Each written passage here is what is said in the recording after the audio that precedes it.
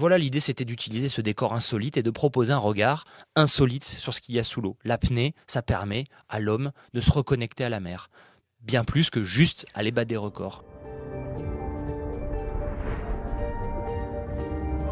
Et finalement, là, quand tu bascules vers les films, une approche finalement plus complète. C'est pas que la compétition, c'est l'apnée au service de la mise en valeur de la mer et de l'océan. Exactement. La volonté sur le premier film, notamment, le premier petit court-métrage qui dure 4 minutes, qui s'appelle Free Fall, qui a été un peu un déclencheur. Hein. Avant ça, je faisais pas vraiment de film. Il y a eu ce film-là qui est venu un peu par hasard, que l'on a réalisé avec Julie Gauthier, qui était derrière la caméra. Elle aussi en apnée, on était tous les deux en apnée. L'idée, c'était de proposer un regard différent. C'était de montrer que l'apnée, non, ce n'est pas que descendre le long d'un câble et battre des records. Dans ce film-là, vous pouvez tous voir hein, sur YouTube, sur Vimeo, sur toutes les plateformes. Ouais, c'est magnifique, hyper esthétique, très très beau. Et voilà, c'est un film simple, hein, je veux dire, le scénario, il n'est pas très compliqué. Hein. Je m'approche d'un gouffre qui est le trou bleu le plus profond du monde, et puis à un moment donné, je suis pieds nus, donc j'essaie de ne pas apparaître dans ce film comme un plongeur ou comme un nageur, mais comme un humain. J'ai des attitudes d'humain. Je marche, je m'arrête, j'ai les bras croisés, et puis à un moment donné, je saute et je vole, un peu comme les base jumpers peuvent faire d'une falaise.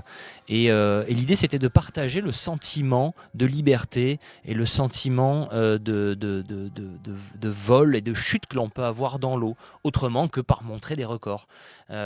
Également, l'idée, c'était de montrer de manière métaphorique que s'aventurer dans les profondeurs, c'est un peu s'aventurer dans l'inconnu, et ce trou noir matérialise cet inconnu.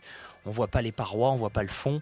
Et voilà, l'idée c'était d'utiliser ce décor insolite et de proposer un regard insolite sur ce qu'il y a sous l'eau. L'apnée, ça permet à l'homme de se reconnecter à la mer, bien plus que juste aller battre des records. Et en fait, tous les films que l'on a réalisés ensuite, ils ont cet objectif-là, qui est d'amener le spectateur dans l'univers sous-marin et de vraiment le prendre par la main et de lui donner envie de se reconnecter au monde aquatique.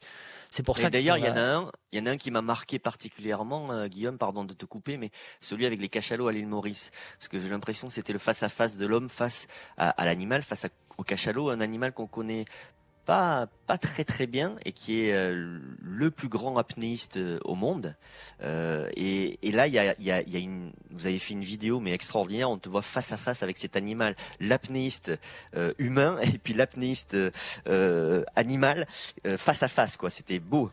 Très beau. Oui, alors ça c'est le tout dernier qui est sorti l'année dernière, qui s'appelle One Breath Around the World. Pareil, hein, il est disponible sur YouTube, Vimeo, gratuitement. C'est un court-métrage de 12 minutes. Et ça, c'est une idée de film que j'avais depuis 5-6 ans, qui est une odyssée sous l'eau où je pars de Nice, je reviens à Nice et on a l'impression que je fais le tour du monde. Au travers d'endroits, de spots sous-marins complètement insolites, comme un voyage, comme un long périple que j'effectue en apnée, totalement sous l'eau, sans remonter en surface.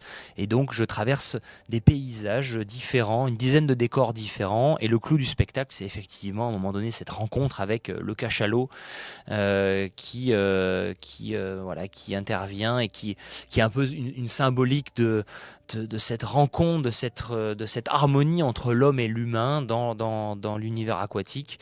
Et encore une fois, dans ce film, j'ai pas de palme, j'ai plein d'attitudes humaines.